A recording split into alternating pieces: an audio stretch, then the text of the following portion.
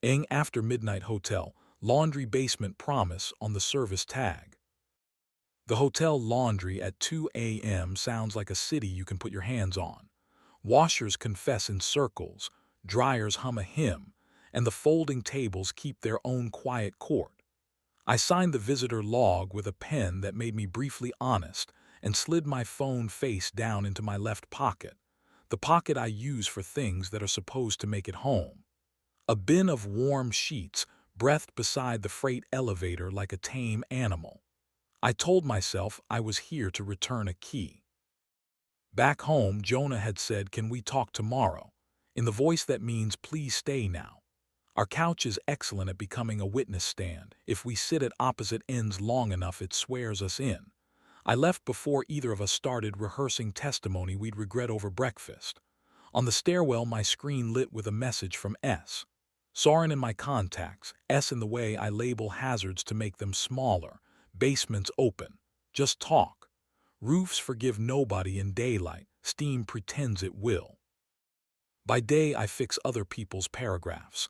By night, I try not to turn my own into weapons. Jonah and I keep a code that works when we remember it. T means come here, you awake. Means I'm scared. Tomorrow means not yet, but don't go far. Soren drifted back into orbit 2 months ago wearing a uniform that looked better unbuttoned and a laugh that sounded like a glass agreeing to be set down gently. He didn't ask for anything. That was how I started bringing him everything. He was waiting by the industrial ironer, sleeves pushed to the country of his forearms, collar unpunished. He didn't smile with his mouth. He let the corners of his eyes do the moral work.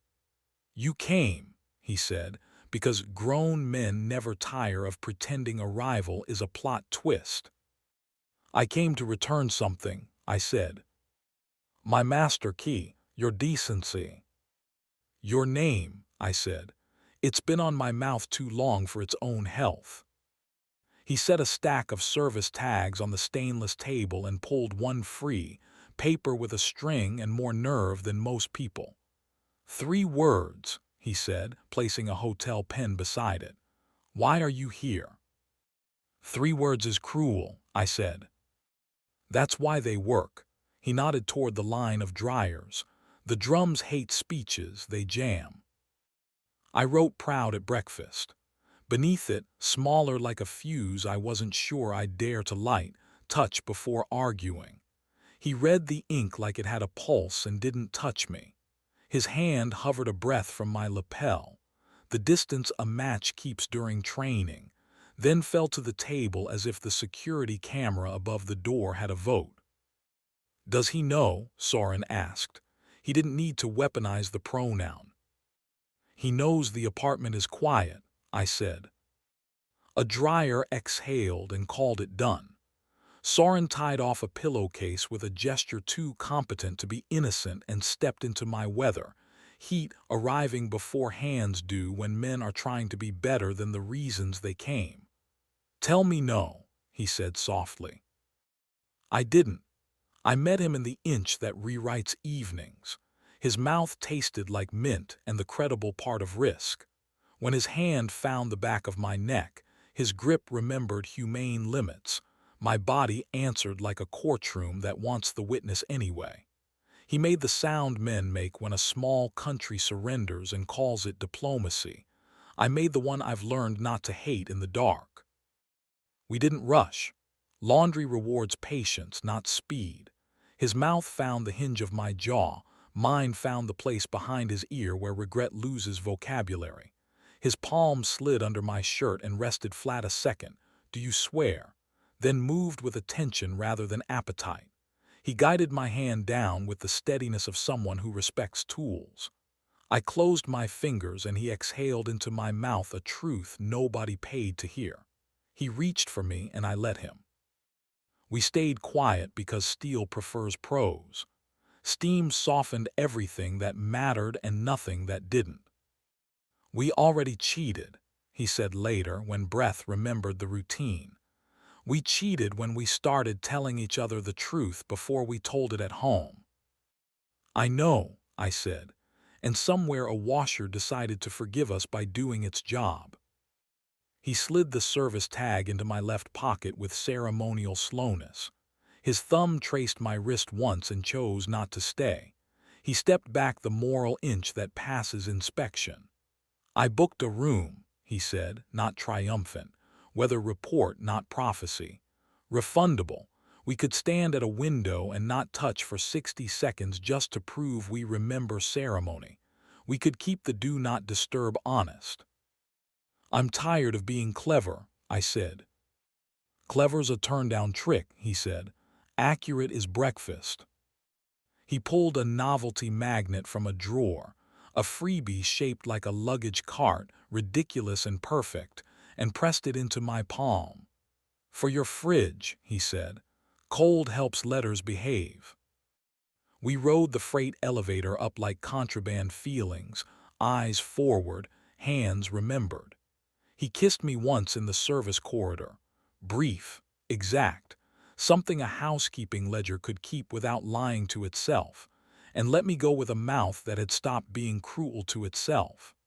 I walked out through the staff entrance into a city that had chosen a temperature and meant it.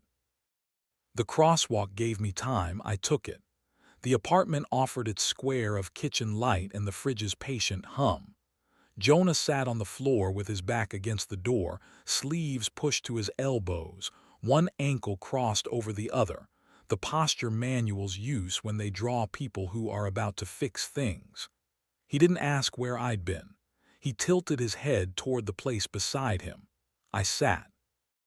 "Do you want to be asked?" he said, voice steady, not performing mercy, offering it.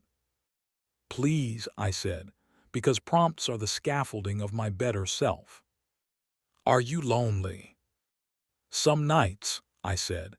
"Not here, not when you ask first, not when the kettle outruns the reasons."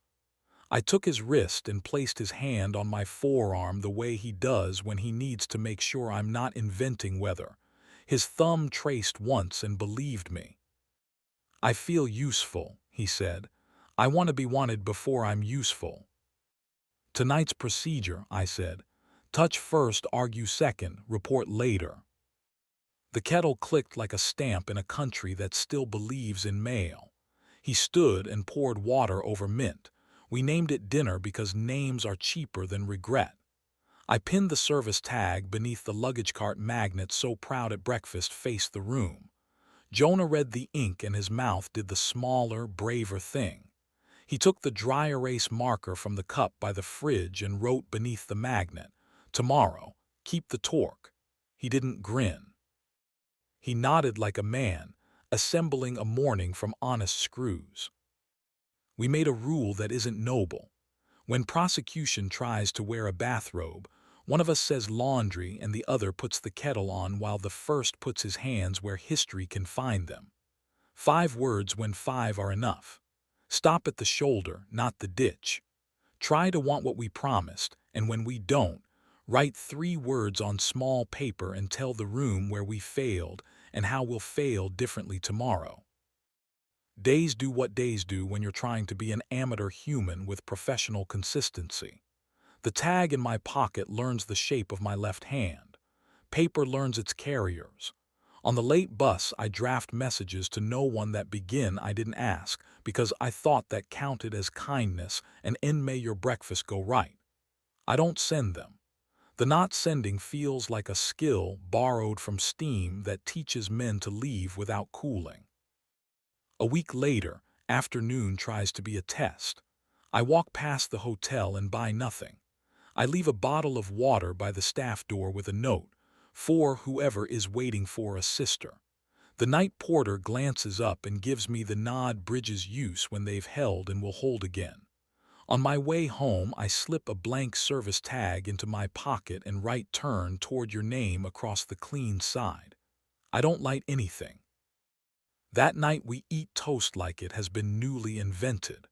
We fail, and fail differently, and fail in ways that don't require anyone to stand by warm steel pretending to know which cycle will save them. The room does not demand a verdict. The morning remembers its job. And when we say tomorrow out loud, it means only what we let it mean.